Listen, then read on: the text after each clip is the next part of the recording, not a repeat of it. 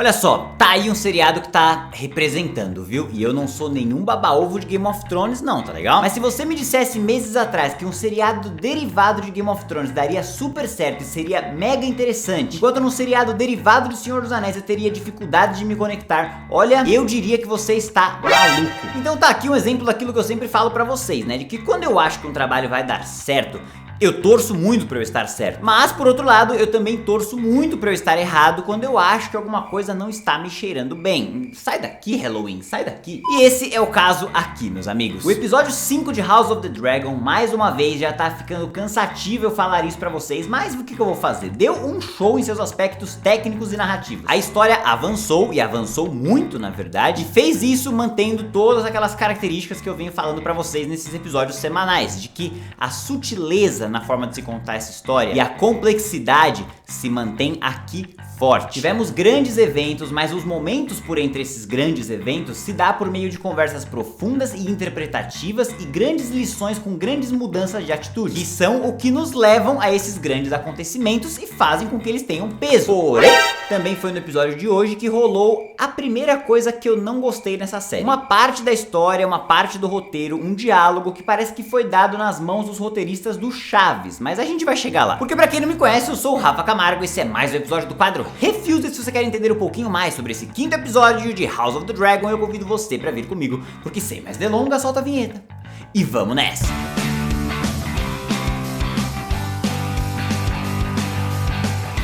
Muito bem, meus queridos e minhas queridas, antes de começar eu já quero te agradecer por ter clicado aqui na minha carinha mais uma vez, pedir pra você se inscrever aqui no canal se for novo por aqui, seja muito bem-vindo e não deixa de conferir, é claro, o meu clube de membros, que eu vou colocar o link aqui do lado pra você que pode e quer ajudar o trabalho que eu faço ainda mais, mas não se preocupe se você não puder, porque aquela sua ajudinha básica com engajamento já é mais do que suficiente, fechou? Então deixa seu like aqui embaixo, se inscreve no canal, ativa o sininho de notificações e tudo aquilo que você já sabe, combinado? Porque agora sim, vamos começar, meus queridos. Eu vou tentar não ser repetitivo aqui com relação a tudo que eu já elogiei nos vídeos passados. Por isso, isso aqui é uma análise crítica e não é um resumão. Então, sempre que eu for citar alguma coisa que eu já falei em outros vídeos, eu vou ter que obrigatoriamente dar um exemplo novo que aconteceu nesse novo episódio, fechou? Sendo que o primeiro ponto é aquele lance que eu sempre falo sobre a complexidade dos personagens. O diálogo entre o Otto e a Alicent é simplesmente a maior prova que eu tenho pra isso. A complexidade e a dimensão entre as relações dos personagens vão evoluindo pouco a pouco nesse diálogo. Então o que inicialmente começa como uma despedida apenas, rapidamente se transforma em uma cobrança quando o Otto diz a ela que ela fez a escolha errada, e essa cobrança se transforma em aprendizado quando a Alicent entende o modelo hierárquico, e o aprendizado se transforma em missão quando o Otto diz e passa a ela a responsabilidade de evitar uma guerra, finalizando o momento com um abraço e um beijo curto e frio, mas de um pai que aparentemente ama e quer o melhor para sua filha. Só que as palavras eu te amo e eu quero o seu bem não fazem parte do vocabulário de alguém que passou tanto tempo sendo curto e frio na posição de mão do rei. Então, consegue entender a complexidade e a dimensão do que eu falo aqui? As coisas não são preto no branco, as relações não são simples, não é todo mundo bom ou todo mundo mal, é tudo muito mais complexo do que isso, é humano. O Otto foi fofoqueiro na semana passada? Foi, mas ele estava errado?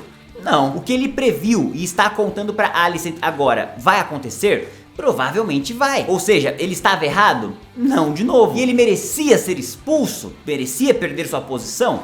Cara, isso vai depender de você. Pra mim talvez não, pra você talvez sim, mas não importa. Pro rei, ele merecia sair. E saiu. As relações são construídas de uma forma tão magnífica e vívida, cara, que todo mundo tem camada, interesses próprios, motivações e sonhos individuais. E é isso que dá vida pra esse lugar, tá ligado? Essa é a principal diferença que eu comentei, enfim, no meu último vídeo de Anéis do Poder, mesmo eu não querendo comparar as coisas. Mas essa é a diferença do porquê que eu assisto aquilo lá e não consigo acreditar que aquele lugar existe, vejo aquelas pessoas como todas falsas. E já aqui eu acredito 100% que esse ambiente é real e que essas pessoas são reais. Porque não importa o quanto você vai gastar de grana pra contar a sua história, o que importa é o quão íntimo e conectado eu vou estar com aquela narrativa. Porque uma das coisas que eu elogiei muito em Anéis de Poder foi o visual. Eu fiquei naquela ladainha toda sobre Anéis de Poder ser linda e tudo mais, e de fato é, mas eu eu acho que eu não dei o devido valor aqui no canal pra House of the Dragon. Porque por mais que a série se passe em ambientes fechados na maior parte do tempo, então não tem aqueles takes panorâmicos criados em CGIs incríveis e lindos com tanta frequência, mas cara, o nível de riqueza e detalhe nesses ambientes internos é surpreendente. Por exemplo, a sala do trono dos Valerians, quando o rei vai lá propor o casamento entre a filha e o filho. Cara, aquele lugar é maravilhoso. Que cenário foda, mano. Cada parede conta uma história, tem um mural, uma construção da cidade em miniatura, tem os esqueletos do que eu imagino que sejam os antigos reis. É incrível, cara, e é incrível de uma forma diferente do quanto King's Landing também é cheia de detalhes e incrível.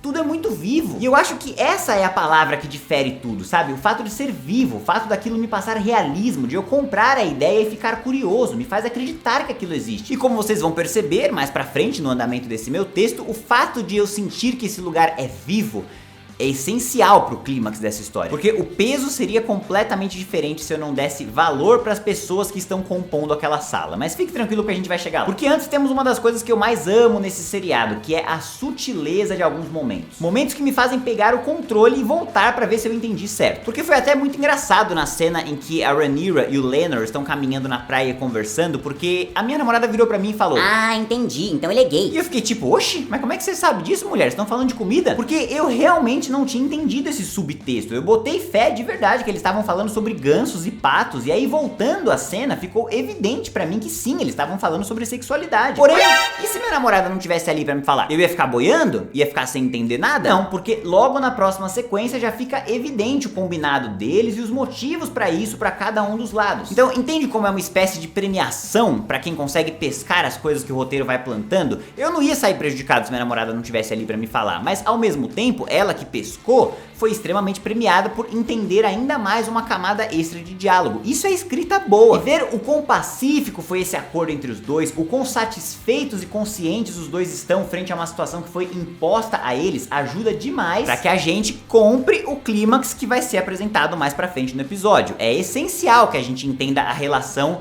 e o momento em que esses dois estão. Agora, o que eu não gostei, meus amigos, que achei bastante estranho, foi o diálogo entre a rainha Alicent e o Sir Criston, que, mano, aquilo realmente me pareceu uma cena do Chaves, cara. Tipo, sabe aquelas cenas de sitcom que tem duas pessoas conversando e elas não estão falando da mesma coisa, só pra gerar uma espécie de conflito e riso em nós? Pois é, foi exatamente isso que aconteceu aqui. A rainha vira pro Sir Criston e fala, tipo, eu tô sabendo dos rumores que a Rhaenyra pode ter aprontado, viu? Aí ele responde, sim senhora, fui eu mesmo, eu admito, me perdoe. Tipo, cara, como assim, mano? Você tá me falando que o principal comandante da guarda da princesa não tava sabendo dos rumores que a Rhaenyra foi vista num bordel com o Daemon? Porra, o mundo estava sabendo disso, o reino está comentando disso, a mão do rei foi demitida por conta disso. Que mundo que você vive, irmão? Como você não tá sabendo disso? Então, não só o fato dele não saber é absurdo, mas o fato da rainha formular a pergunta de uma forma tão ambígua, sendo que ela não fazia ideia de que eles dois também tiveram uma relação sexual, também é absurdo. Tem vários momentos em que ela para a frase dela no meio, porque a sequência dessa frase entregaria e estragaria esse texto. E sei lá, achei estranho demais isso, cara. Achei muito superficial, muito falso, uma forma muito besta de fazer a rainha descobrir que os dois tiveram um caso pra ela ter algo contra a Rhaenyra. Mas poxa, considerando que esse é o primeiro ponto negativo que eu trago sobre essa série aqui em 5 episódios,